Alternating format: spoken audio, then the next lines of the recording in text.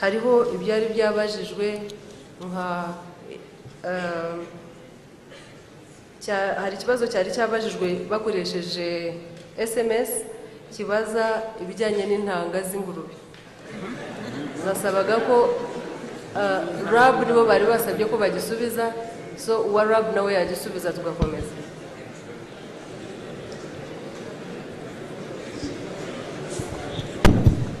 Ariko n'iby'inka ntabwo birakora neza. Iby'ingurube byose nabisubiza, reka Minisita bisubize.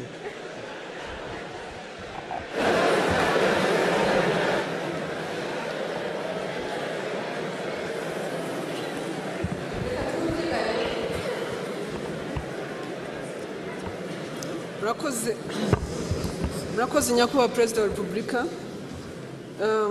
Nk'uko mubivuze, ikibazo cy'intanga, gutera intanga turacyagifite muri minisiteri. Ubu icyo turimo gukora, ntangire ku kibazo cyo mwari muvuze cyo gutera intanga z'inka, icyo turimo gukora ni ukudecentralizinga system kugira ngo igere ku baturage ku buryo bushoboka nk'uko n'ubundi ariko byari bikwiye kuba bimeze. Mu rwego rwa services ubu twaramanuye intanga na liquid nitrogen abantu baba bakeneye bibonekera kuri district, ariko noneho turashaka no kugira ngo tubiprivatizinge, hanyuma ku level ya serire hazajya habaho abantu batera intanga ku mafaranga makeya, ariko buri muntu wese azajya atererwa intanga igihe akeneye gutererwa intanga. So turimo iyo service kuyidecentralizinga kugira ngo ye kwitwa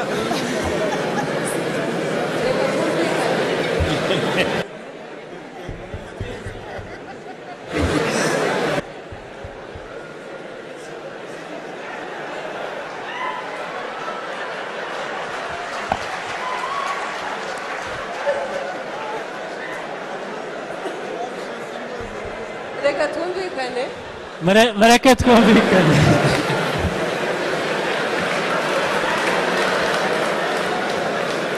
Excuse me.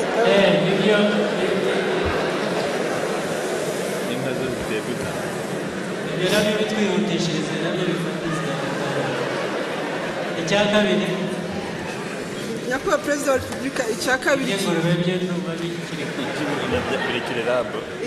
kabiri kijyanye n'icy'ingurube, actually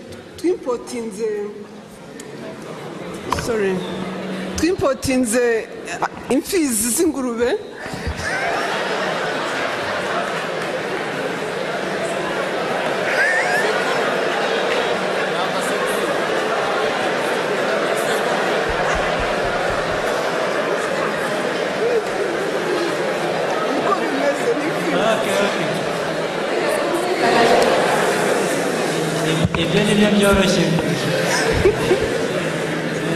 Twimpotinze amasekurume y'ingurube turayadistributinga mu gihugu, turayadistributinga mu gihugu kugira ngo abantu bayakeneye bashobore kubona icyororo.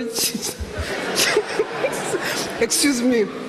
Ariko byo byarakozwe Excellency. Ariko na gahunda yo kugira ngo intanga ziboneke z'ingurube nayo irimo gukorwa, nayo iri mu progress.